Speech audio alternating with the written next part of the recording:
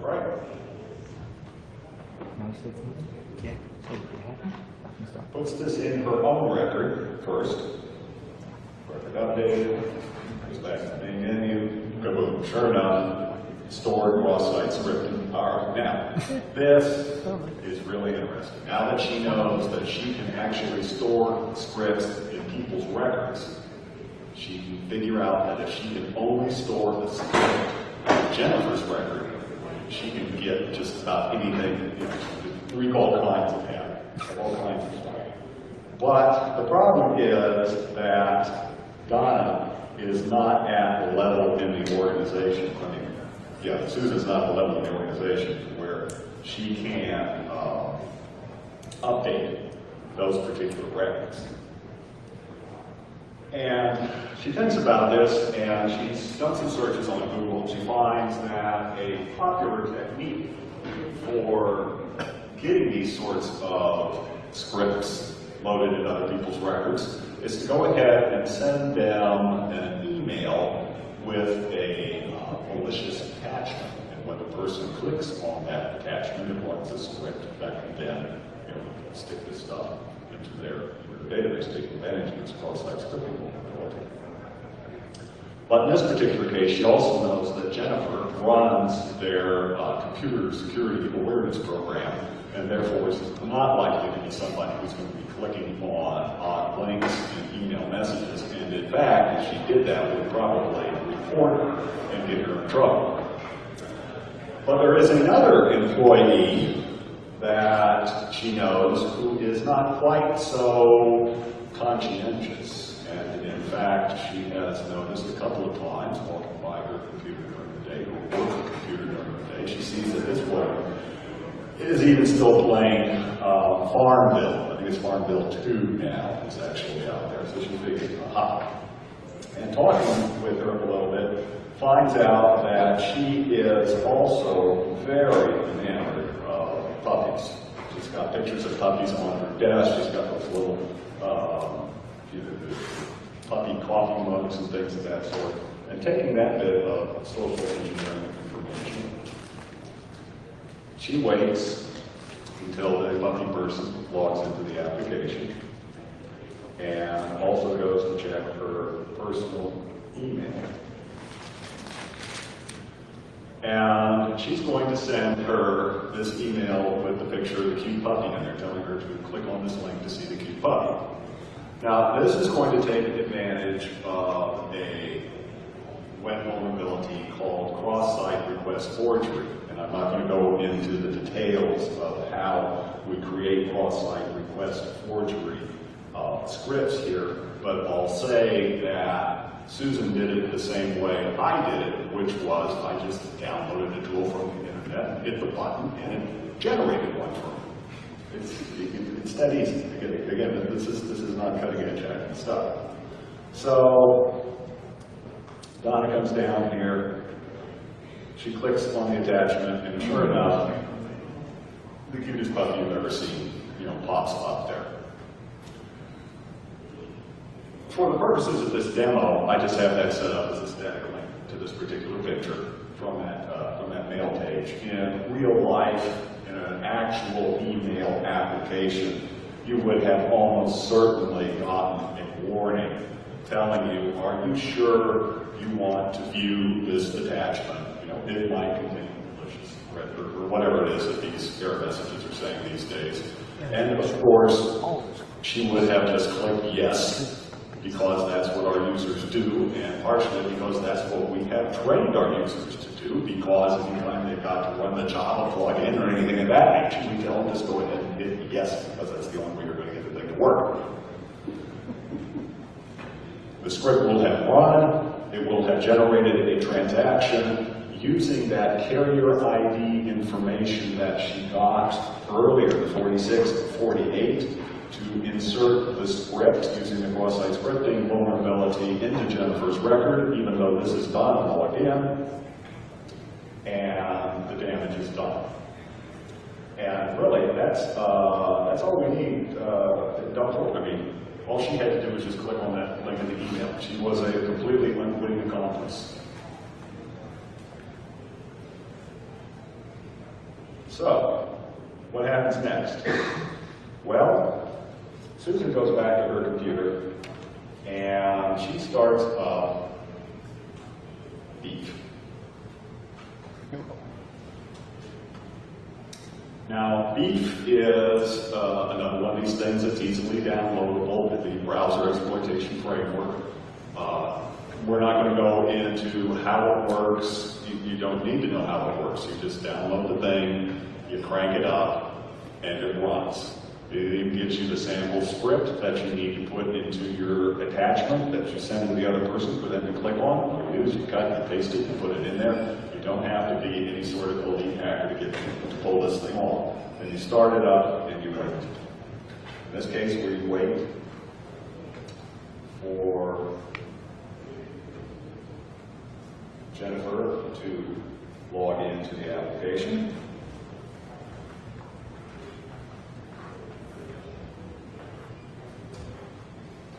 When she does, that record gets called up. That pulls the script that was stored in her record via Donna's puppy attachment. And sure enough, over here on Susan's computer, her computer shows up as a hooked zombie. And Jennifer's browser will start sending information back over to Susan's computer.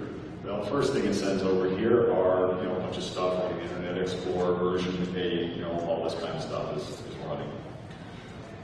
One of the first things that we want to check for, that Susan has learned by doing some more Google searching, that makes things easy.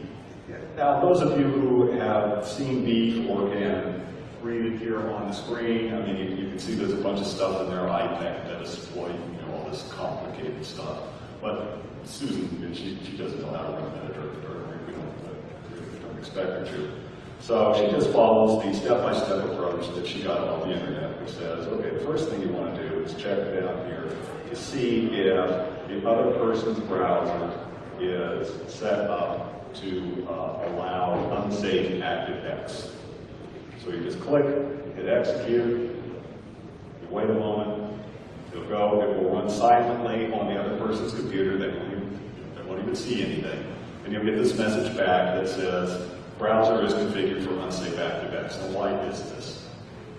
Those of you in this room who might be programmers, it could easily have been over 10 years since you did anything with Microsoft COM code, but so many things out there in the corporate world are still running that would break if they suddenly turned this off on everybody's browser. So you would be amazed at how many companies out there still have this set as the default in their browser. And this was the case in the company I was working for at this particular time. Sure enough, all their browsers were configured for unsafe ActiveX.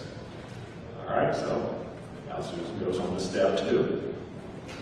There's a whole host of things that we can run here. For example, we can come in here, we can pick the get registry keys from Beef. And you click on that execute button, that will send some commands over to the browser, and the browser will go down into Jennifer's computer. And after a few moments, if we've made the proper sacrifice to the demo god, sure enough, up come whatever registry keys that Jennifer's ID would have to have access to, whatever registry keys you want to pick up. For Susan, she really doesn't know too much about registry keys, so that's not going to do her too much good. Another one, I'm just going to show because it's one of my favorites. She could have just mentioned in passing to Jennifer that she had heard about the new security enhancement that's been made to the application here recently, whereby if you're inactive for a certain period of time, you could be timed out. This is the protection. And then she'll come over here to Beef. She'll run this. What will happen over on Jennifer's computer here in a moment? Jennifer will be working, and then all of a sudden she'll see that she gets this message, session time out, or session time out due to an activity, enter username and password to log in. Okay. She types that in, Jennifer clicks on sign in, and wow, it appears to be working just as it's supposed to. It certainly is working just as Susan wants it to, because when she comes back over here, now she's got a copy of what it is that Jennifer has typed in.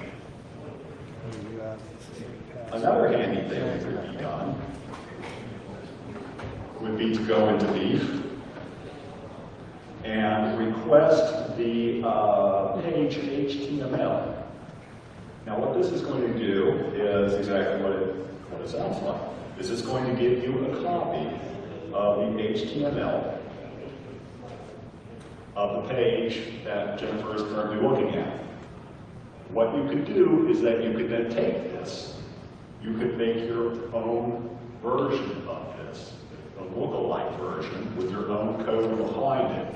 You'll host it on your own evil site, and then come down here to this replace hrefs option and change the hrefs on the production version that Jennifer is looking at and point to your evil copy and just take it from there.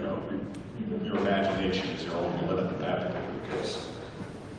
But again, that's still kind of hard for Susan. She's not much of a programmer, and that's the sort of thing that's just like, she'd have to read too many books to figure out how to do that. So she does a little more Google searching, and she finds that another really handy option that is available here in Beef is the ability, once you have the other person's browser hooked by running that script, is to run raw JavaScript in the other person's browser. Well, of course, Susan doesn't know too much JavaScript, but she pokes around a little bit and she finds some handy scripts that she can use to cut and paste to do what she wants. And that's exactly what I'm going to do, because that's how I got them too. We're going to start out with this one right here. I'm going to copy that. I'm going to come back over here.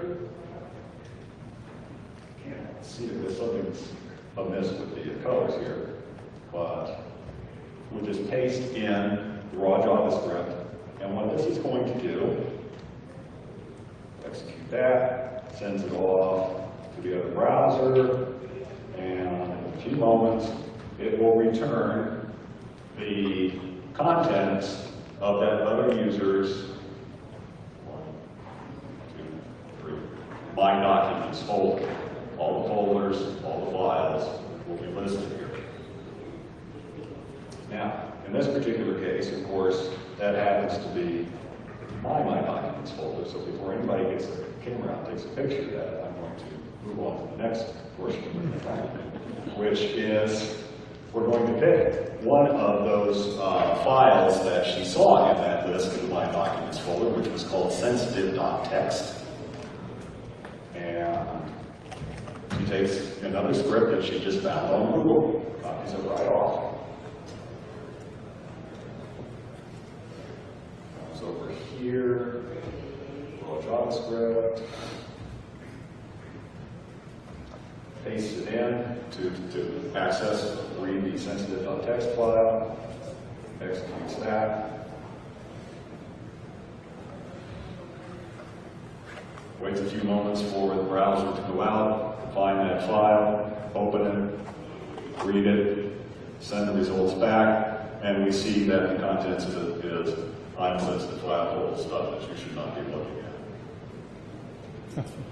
All right, again, this was all simple stuff that pretty much anybody can find by going out and looking on the internet. Not hard to find these vulnerabilities, how to exploit them, even like I say, the JavaScript necessary to go out and pick up the My Documents files and read files out of it. One of my colleagues after I showed this to him actually went back and he came up with some JavaScript files that allowed him to use this same technique to map network drive so that you can go from this application to anywhere that Jennifer had access to. So that brings up the next question. Why was I off looking at this particular application in the first place? Well, it turns out that the original application I was looking at, the real life one, consisted simply of public information. If we were looking at what kind of risk this application was seen to pose to the organization from the good old CAI, confidentiality, availability, and integrity viewpoints, when it came to confidentiality, it was seen to be very low risk. It was public information. If that information got out or was disseminated to the public, not a problem. In fact, that's what it was supposed to do. It was supposed to be out there in the public. As far as availability, no real big deal there either. What they had been doing before they had this web application was just maintaining this on Excel spreadsheets. They called each other up about once every week or two and check and make sure that everybody had the right spreadsheet. If they didn't, well, they could email it to them, no big deal. So loss of availability was considered to be a very low impact issue, very low risk. And as far as integrity, it really only considered, as you noticed, it contained just people's contact addresses, which in this particular case was not really that big a deal. If they fell out of sync, if they got behind, if somebody moved, well, then they'd be picked up the next time around. So people really weren't even worried about the integrity of the data. So in a classic risk assessment of this application, you'd look at this and you would say that the potential effect of loss of confidentiality, availability, or integrity was low across the board. So, this is a low risk thing. We'll put it on the schedule to be looked at every 5 or 10 years, something of that nature. And I wouldn't have even gone in to look at this application had it not been for the fact that it had gotten listed in the wrong category. It ended up being listed as an application for the Department of Homeland Security. It's the only reason I happened to come across this thing, because everything under the label of Department of Homeland Security is considered high risk. So I went out there and I looked at this, and I found out that what we actually had here was a low-risk application that could allow an attacker to get in and access anything that was on that person's workstation or any network share that they had access to. This kind of put a lie to our risk assessment process as we were doing it when we were looking at web applications. So, at this point, I don't have any more exploits or threats to show here. It becomes, this just becomes mostly the parlor tricks kind of stuff. Like I said, there's nothing fancy about doing text. If your grandmother could do this stuff, if she knows how to work Google. The question is, how are we going to incorporate this into our company's risk management strategies? How are we going to look at our applications in such a way such that we are able to identify these sorts of threats? In the case where Jennifer also did HR stuff on the side or had access to sensitive financial information, this would have clearly been a high-risk application. This is the interactive portion of my talk. Who has anybody felt that they have successfully addressed this issue? And if so, how? Yes, sir. Well, one thing we did in our risk assessments is any app that has a login automatically bumps up a little bit the risk. And any app that accepts user input and stores it bumps up the risk. And I think both of those, are present here. So that would have helped a little bit. I don't know if it still would have gotten high enough to to meet the threshold where it's being looked at, but those are two good questions, I think. Okay, the man said that in his company, if an application has both a login or stores user information, that is considered enough to raise the risk, a little bit right there. And sure enough, as we saw, it was the fact that she was able to store scripts, even though that was what it was supposed to store. That hurt. Yes, sir. Figuring out which users can actually connect to some of these apps. Who's your target audience? If it's the engineering department, then it might be because of what else they have access to. I mean, this implies a certain level of maturity in your organization that they may not know what users use which apps, but assuming, they're smart enough to say all our engineering guys require a two-factor auth because of what they can get to, maybe certain apps like that could be, It says identifying potential targets. If you know that this application is going to be used by groups who require a higher security level, like I said, the two-factor authorization, or tend to be a generally higher risk in the base case, that's a good point. One thing that I've noticed if we look at, it is kind of buried in there, unfortunately, but if you look in the NIST risk management framework when it comes to risk assessments, there is a portion where it tells you when you go to assess the risk, look in your approach to risk. You can look at one of the things they say, and how you decide to approach the risk is you can look at it from a threat basis. Are you going to consider primarily, here's our threats, what can this do? Or are vulnerability centric, which tends to be the way web applications are done. You go out, you find cross-site scripting, you find request forgery, things like that in a web app, and then try to decide, okay, what does that mean that you have those vulnerabilities? Or something like what you're talking about here is you take it from an asset-based viewpoint. And I'm thinking that we may be getting close to something there is if we try and look at the effect on our organizations by looking at what assets are we trying to protect here. In this particular case, perhaps, had we identified that Jennifer's workstation or the other network data that she had access to was particularly sensitive, then that would mean, as he mentioned, anybody who was using this application who had access to that would automatically get that up in risk also. Anybody else? Any other thoughts? Yes, sir. This particular exploit began with the cross-site scripting exploit.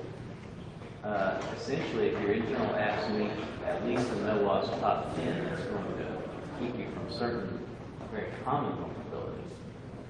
It says OWASP. Yes. Yes.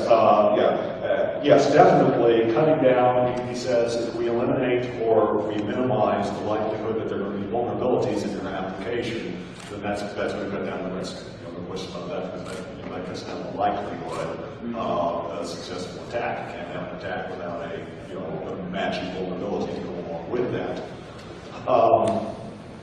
The issue is that we have here is that a lot of companies, because they only have so many resources to apply to looking at applications, say, okay, there are high-risk applications, we're going to attack those first, we're going to review those every 6 to 12 months or whatever. Medium-risk applications are going to be looked at every 2 to 3 years, and stuff like this, which was basically just an Excel spreadsheet replacement, really gets shoved down the line, and it's a long time before somebody comes around to look and see just how many vulnerabilities it has. Again, had this application not been mistakenly put in that Department of Homeland Security category, it probably would have been several more years before anybody came by and looked at this thing. Or somebody hacked into it and caused some of the problems like I'm talking about here. But that's not the way we want to look at it. That's the problem that you have when you're dealing with applications that were done by people who were not familiar with the old hospitality, which this one clearly was. Like I said, this application showed every hallmark I've ever seen of a former Windows web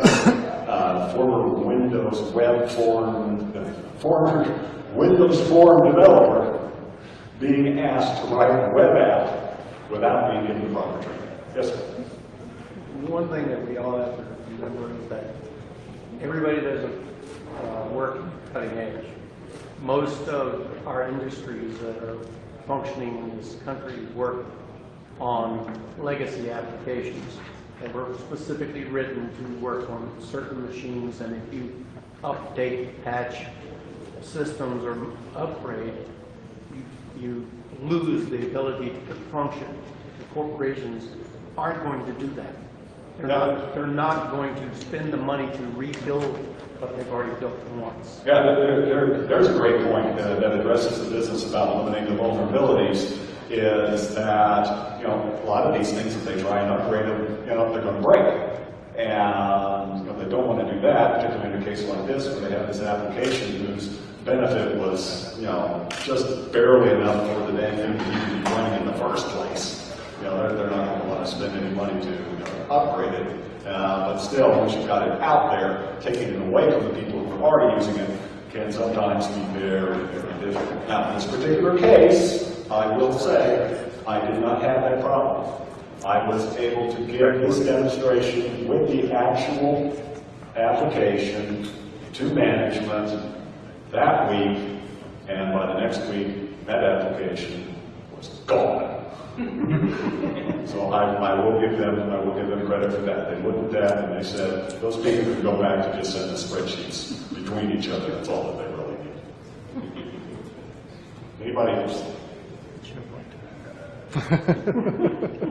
That was good. All right. Well, I've never had anybody complain to me about wrapping up early. So we'll take this right here. I want to thank you for being a wonderful audience. I hope you enjoy the rest of the week.